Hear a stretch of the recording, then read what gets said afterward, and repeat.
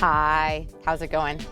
Dr. Frankie Bashan here, and I'm going to cover a topic today that is coming up more and more often in my practice and in conversations. And I hope that you learn something from it. And if you know anybody out there that would benefit from hearing anything that I touch on, please share it. And if you're new to my channel, please subscribe if you're interested in figuring out how to connect more deeply in your relationships, how to communicate more effectively, how to show up more authentically, all the things. I'm a board certified sex therapist. I'm a clinical psychologist who has been practicing for over 2 decades. And I cover all the topics that have to do with relating more effectively, more consciously, and all the challenges that we struggle with as, humans out there that are trying to do our best. We're kind of bumbling through life and recognizing that we're imperfect and that there's always room for growth and expansion. And I love to spread as much knowledge that often is science-based because I'm a clinical psychologist. I believe in science. I feel like the research is important, data is important, and metabolizing and understanding it is sometimes hard.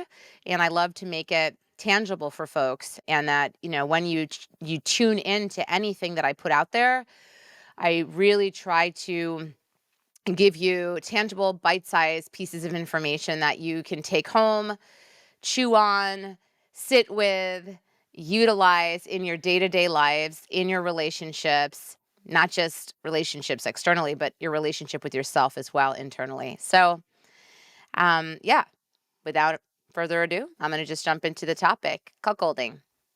I'm also trying to cover a lot more sex-related topics and answering questions that I get in email and on social media from folks and questions that come up in my practice day to day. So cuckolding.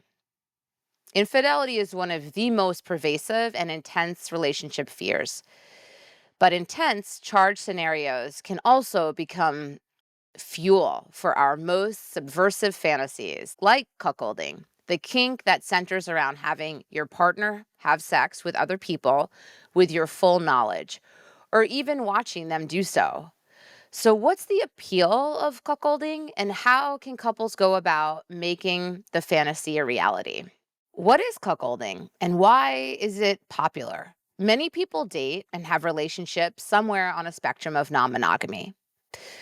For example, a person or their partner might have sex with other people with the consensual agreement of the relationship.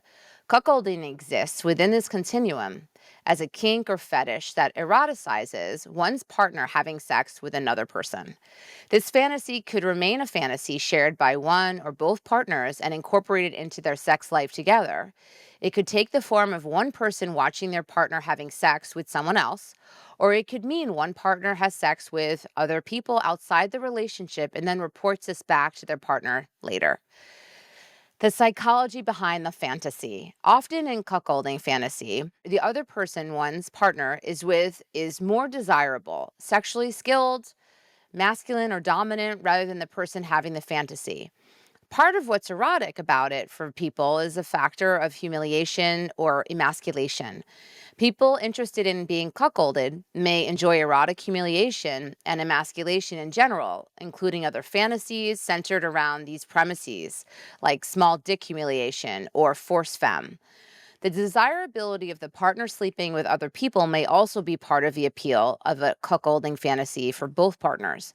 It can be very alluring to feel so attractive to sexual partners outside of your primary relationship or marriage, and to feel like your partner is so widely desired. For many people, cuckolding also involves an element of voyeurism. The cuckold likes to watch their partner with someone else.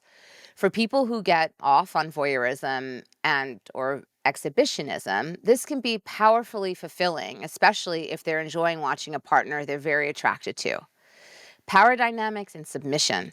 The cuckold fantasy involves three roles: a cuckold, or a person whose partner is having sex with other people, a hot wife who is having sex with other people, and a bull, or the man the wife is having sex with outside her relationship. In the most classic imagining of a cuckold fantasy, the bull is a hypermasculine, dominant man who's very sexually skilled and who can satisfy the cuckold's partners better than he can, bringing elements of emasculation and humiliation to the fantasy. In this scenario, the cuckold is ultimately submissive to both his partner and the bull, who may flaunt his sexual access to the cuckold's partner or force him to watch. Of course, in reality, cuckolding may appeal to people outside the specific gender designations of this scenario. And while cuckolding is a fantasy about humiliation and submission rooted in power scenarios or power dynamics, it's ultimately based in consent from all parties and treating each other as respected equals, with a high level of care and mindfulness towards the emotional safety of all involved. Emotional aspects of cuckolding. Like any form of consensual non-monogamy, it's important to proceed with high levels of communication and empathy. Even if all parties involved want to fulfill the fantasy, it doesn't mean that the intense emotions being played with don't need to be carefully considered. Having conversations about jealousy, insecurity, and emotional and sexual boundaries, and reaffirming the trust and respect at the core of the relationship is still there. It may be helpful to develop rituals or shared practices to reconnect and reaffirm the relationship after having sex with someone else. Whether that's sex or doing something like making dinner and watching a movie together to feel closer again as a couple. How to introduce it to a partner. Any kink or fantasy can feel vulnerable and scary to share with a partner, and cuckolding may feel difficult to open up a conversation around.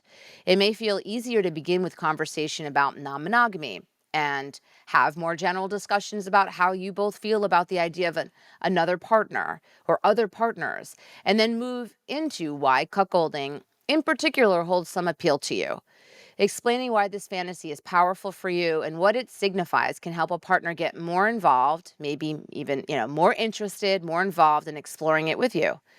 It can be helpful to experiment with the idea of cuckolding as a fantasy at first. Share cuckolding scenarios or scenes that turn you on while sexting or during sex, and notice how it makes both of you feel. If the idea of cuckolding feels like it's enhancing your sex life when it's just the two of you, it may be time to explore further. Sex exploration and boundaries. If you and your partner are interested in exploring cuckolding outside the realm of fantasy, it's helpful to go slow. It may be a good first step to just try out having one partner make a profile on dating apps describing what she's looking for, without necessarily any intention of meeting someone at first. If that feels exciting and ultimately safe, you could try having drinks with a potential bull without the intention of moving any further.